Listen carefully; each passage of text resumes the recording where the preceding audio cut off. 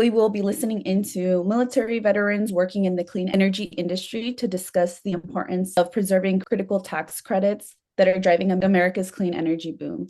With increasing demand, not only from individuals, but also infrastructure and manufacturing demands. We are building our energy security in this nation, and it brings me great pride to do so. What troubles me is the rocking of the boat to such a degree that we can't get anything done.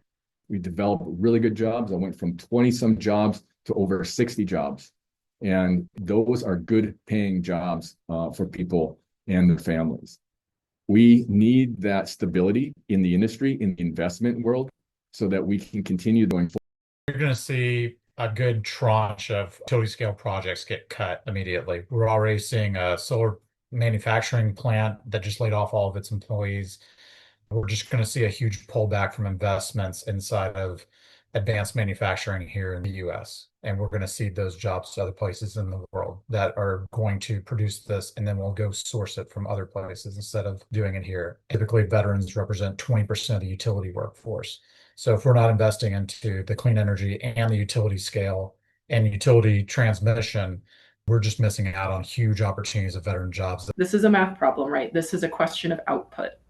We all acknowledge that energy security is national security and vice versa. And to be competitive and advance the next generation technologies that we need to increase that output and ensure that in order to do that, you've got to have a deep bench of options to get there. And right now, what this bill does is it completely undercuts a massive portion of that bench and sets us back from where we need to be. We need to be building more now.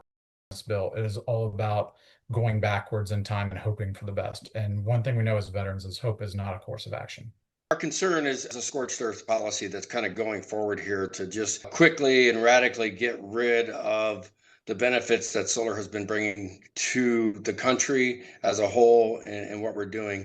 I'm hopeful that the Senate will look at it and says, this is an industry that employs more people in the United States than the oil and gas pretty much combined, if you really look at things overall as far as you Americans are concerned. And it's very, very much a non-AI driven process because you need labor, you need manpower, you need boots on the ground to get these panels on the roofs and on in the fields and other things. I'm hopeful that the Senate will look at this and put some common sense approach to it and say constituents are across the state and not just in one little county, and we'll have to answer to them.